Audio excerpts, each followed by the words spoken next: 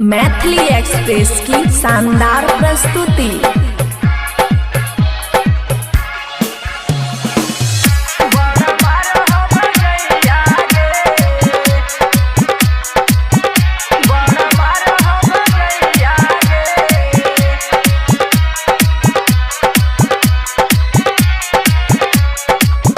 खुशी recording studio बलुआहा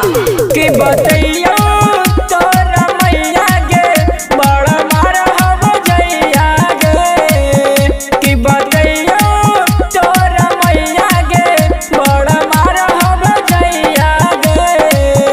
कभी बेलना से डोला घटना से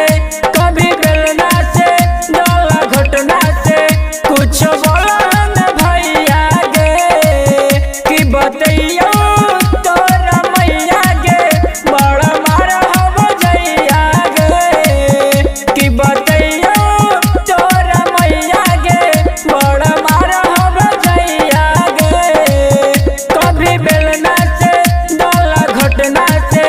कभी बेलना से डोला घटना से कुछ बोला न भैया गे कि बतैया तोरा मैया गे बड़ा मार हो जइया गे डीजे सुमित सतीश रैमा सुमित सतीश रैमा सुमित सतीश रैमा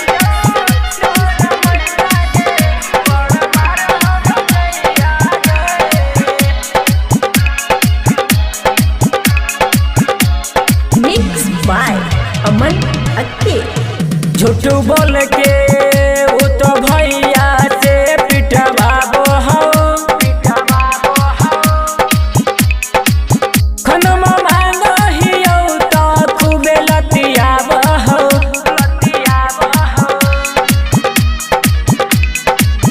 झूठ बोल के वो तो भैया से पिटवाबो हो खनमा मांगो हियो तो खूबे लतियाबो हो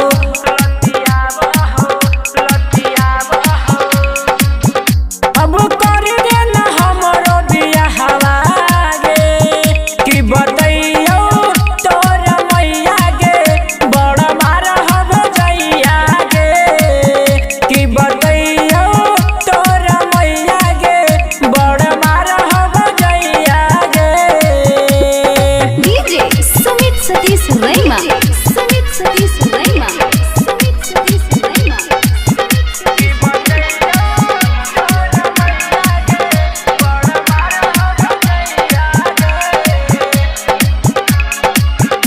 खुशी रिकॉर्डिंग स्टूडियो बलुआहा। दू घंटा हुआ मना से बतियाबो हो बेरी बेरी हमारा गे मैया गरियाबो हो